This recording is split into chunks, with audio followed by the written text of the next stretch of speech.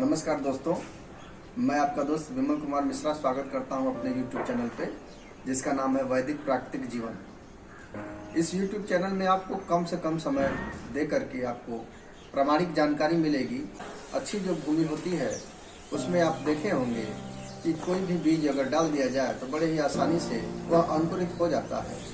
समस्या तब आती है जब हमारे आसपास कोई भी वैसी भूमि हो जो कि पूर्ण रूप से ऊसर भूमि हो। यदि बरसात में वह मिट्टी बह करके अच्छी भूमियों के साथ भी जा करके मिल जाती है, तो जो अच्छी भूमि है, उपजाऊ भूमि है, उर्वरता शक्ति वाली भूमि है, वह भी धीरे धीरे ऊसर के प्रभाव से अपने आप को बचा नहीं पाती है।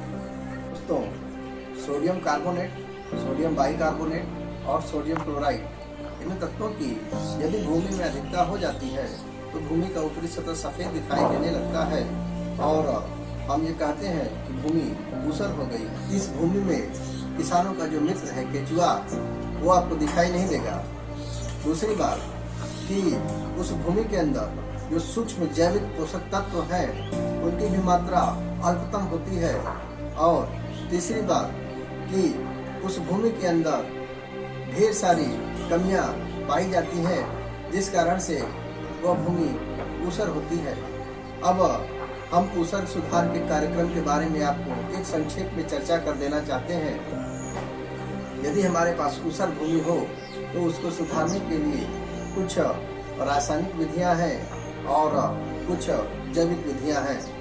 रासायनिक विधियां हमारे देश के गरीब किसानों के लिए बड़ा ही महंगी समझ में आती हैं और जो जैविक विधियां हैं वो प्राकृतिक तरीके से धीरे धीरे उस भूमि के अंदर की गुणवत्ता को बढ़ाता है। जो मैं 12 टन की बात कर रहा हूँ, इसको आप चाहे जिप्सम डालिए, चाहे पाइराइट डालिए या सल्फर डालिए, इससे सुधारक के रूप में प्रयोग किया जा सकता है।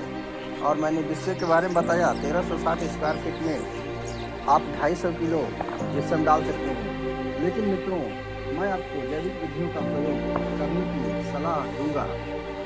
जैविक विधियों से मिट्टी को उपजाऊ कैसे बनाएं।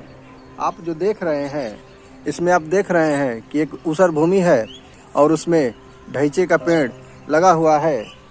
आप अपने खेतों में गोबर, कंपोस्ट, आगे आके देखिए। मैं अपने दोस्त से कहूँगा कि वो आपको, मैं देखिए कंपोस्ट तैयार कर रहा हूँ, उसको देखें। एक गड्ढा हमने खोदा हुआ है, उस गड्ढे को दिखाइए हमारे दोस्तों को। गड्ढा खोदा हुआ है और उसमें गोबर, कंपोस्ट, वर्मी कंपोस्ट को तैयार किया जा रहा है। इससे मिट्टी में कार्बनिक एवं उसकी संरचना में परिवर्तन होगा और ऊसर सुधर जाएगा। सामने आप देख रहे हैं एक पानी का नेचुरल सोर्स बनाया गया है। जो हमारा किचन वेस्ट और नहाने का पानी है वो आकर के इसी गड्ढे में एकत्रित होता है और इससे ज़मीन के अंदर जल धारण की शक्ति भी बढ़ती है। दोस्तों, अब आप देखिए, इस फसल में ढैंचे की खेती की गई है, जो कि ऊसर को सुधार के लिए बड़ा ही लाभकारी है।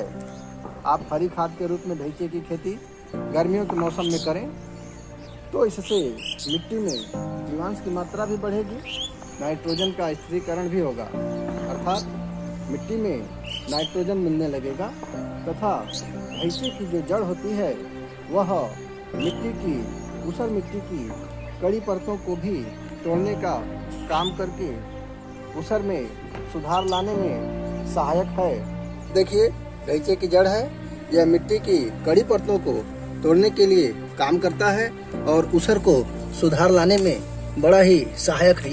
ये वातावरण से नाइट्रोजन को लेकर के मिट्टी के अंदर मिला देता है और मिट्टी की कड़ी परतों को तोड़ता है। दोस्तों, आप ढैंचे को लगाने के बाद ऊसर चाहने वाली फसलों को 2-3 वर्षों तक लगाएं तो धीरे धीरे आपकी मिट्टी उपजाऊ हो जाएगी। मिट्टी अम्लीय हो या क्षारीय मिट्टी हो, आप उसमें आंख बंद करके चूना मिला दीजिए, मिट्टी उपजाऊ हो जाएगी।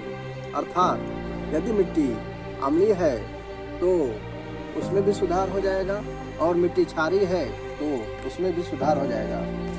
मैं आपको जानकारी दे देना चाहता हूँ कि अम्लीय मिट्टी का पीएच मान 7 से कम होता है और क्षारीय मिट्टी का पीएच मान 7 से ज़्यादा होता है। दोस्तों, जिन स्थानों पे अधिक वर्षा होती है ना, वहाँ की मिट्टी अपने आप अम्लीय हो जाती है। जैसे केरल, पश्चिम बंगाल, मणिपुर, त्रिपुरा, असम, बिहार और उत्तर प्रदेश के तराई क्षेत्र। दूसरी बात यह है कि जो भी हम फसलें लगाते हैं, उन फसलों का मुख्य स्वभाव होता है कि वह अम्लों की तुलना में मिट्टी में से क्षारीय तत्वों को अधिक उपभोग कर लेते हैं। यही वजह है कि यदि हम लगातार कई वर्षों तक अपने खेतों से फसल चक्र न अपनाएं और लगातार एक ही फसलें लेते रहेंगे तो मिट्टी में क्षारीय तत्वों की कमी हो जाती है और मिट्टी धीरे धीरे अम्लीय हो जाती है। सामान्यतया 1 से लेकर के 4 टन चूना 1 हेक्टेयर खेत में सुधार के लिए पर्याप्त होता है। यदि मिट्टी का पीएच मान 7 से काफ़ी कम है, अर्थात मिट्टी अधिक अम्लीय है, तो आपको अधिक चूने का प्रयोग करना पड़ेगा। इससे मिट्टी की भौतिक दशाओं में भी परिवर्तन होता है। मैं कुछ आपको अम्लीय रोधक फसलें बताऊंगा। कद्दू, जौ, सेम, गाजर, आलू, टमाटर, बाजरा, ये सब ऊसर का प्रभाव इन सब फसलों पे बहुत ही न्यून होता है। दोस्तों, क्षारीय उर्वरकों का प्रयोग करें, जैसे कि कैल्शियम नाइट्रेट, पोटाश युक्त उर्वरक तथा खादों का प्रयोग करके अम्लीय मिट्टी को सुधारा जा सकता है। मिट्टी में सुधार करने का प्रयास मैं खुद कर रहा हूँ। उन्हीं विधियों की बात करता हूँ जो अनादिकाल से चलता आ रहा है। प्राकृतिक विधियों के बारे में आपसे मैं बात करूँगा, न कि किसी रासायनिक विधि से। मैं आपको यही बताना चाहता हूँ कि हम मानवों का मेन उद्देश्य यही है, इस धरती के अंदर, इस धरती के ऊपर जितने भी पंच महाभूत हैं, मिट्टी, वायु, अग्नि, आकाश और जल, इसको हम लोग निर्मल करने के लिए संकल्पित हैं। और इस YouTube चैनल के माध्यम से मैं इसी कार्य को करने में लगा हुआ हूं, जिसमें आपका सहयोग चाहिए। बहुत बहुत धन्यवाद दोस्तों, आपने इस वीडियो को अंत तक देखा और अच्छा लगे तो आप जो है लाइक करिएगा, जिससे कि मेरा भी मनोबल बढ़ता रहे